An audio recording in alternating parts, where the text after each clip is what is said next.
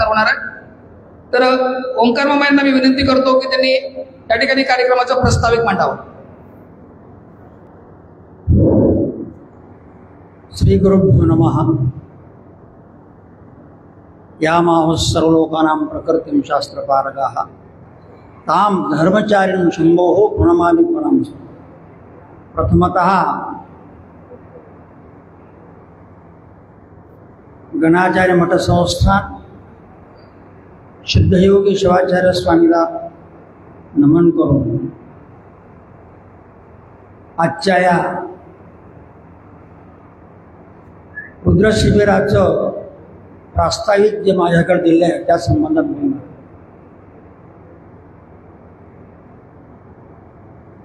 आदरणीय छठस्थल ब्रह्मश्री देवणीकर महाराज तसेच गणाचार्य मठ संस्थानचे छठस्थल डॉक्टर विरूपाक्ष शिवाचार्य महाराज आवर्जून या कार्यक्रमाच्या उद्घाटनासाठी उपस्थित असलेले उमरग्याचे आमदार साहेब व त्यांच्याबरोबर उपस्थित प्रमुख पाहुणे, उपस्थित व्यासपीठावर वीर माहेश्वर या शिबिरासाठी उपस्थित असलेले डॉक्टर स्वामी साहेब, गणेशप्पा गर्गेकर आणि आमचे जे सहकारी मुखेड प्रॉपरचे जी की माहेश्वर मंडळी आहेत, या सर्वांचं मी स्वागत करतो आणि प्रास्ताविकाला सुरुवात करतो। वास्तविक पाहता रुद्र शिबिर हे 2009 पासून चालू झालेलं आहे। वीरशैव समाजातील वीर माहेश्वर समाजाचा उत्कर्ष कसा होईल हे ध्येय ठेवून गणाचार्य मठ संस्थांनी एक धाडस केलं। ते धाडस हे रुद्र शिबिर आहे।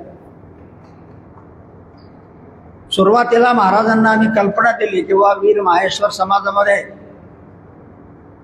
जी शिथिलता आलेली आहे, समाज विस्कटलेला आहे, भरकटलेला आहे, समाजाला खूप मोठं स्थान आहे, परंतु त्याचं अस्तित्व काय हे माहीत नाही आम्हाला।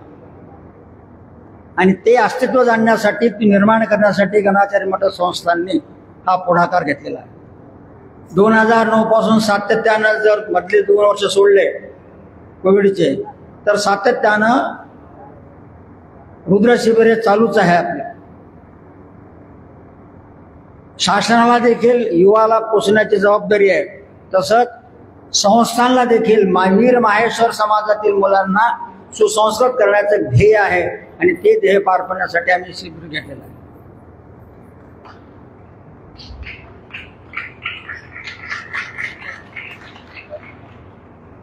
वीर माहेश्वर समाज खेडोपाड्यातून पसरलेला आहे।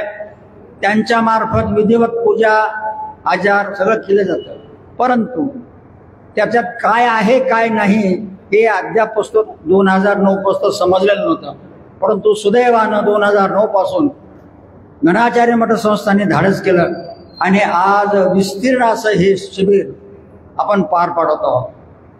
मला एकच सांगायचं आहे, जी काही या शिबिरासाठी उपस्थिती आहे, छोटे मोठे असो, आता गतवर्षी मी सूचना केली होती त्याप्रमाणे नागनाथ स्वामीने पालन केले की नाही तो विषय वेगळाच आहे, परंतु शिबिर संपन्न होण्यासाठी, शेवट गोड होण्यासाठी आपल्याला परिश्रम घ्यावे लागतील आणि ते परिश्रम घेण्यासाठी मी संयोजकांना विनंती करतो की विद्यार्थ्यांना कुठल्याही प्रकारचं उणीव भासणार नाही याची दक्षता घेऊन शिबिराची सांगता करावी ही नम्र। यानंतर श्री गणेश स्वामी यांना विनंती करतो त्यांनी आपलं मनोगत व्यक्त करावं।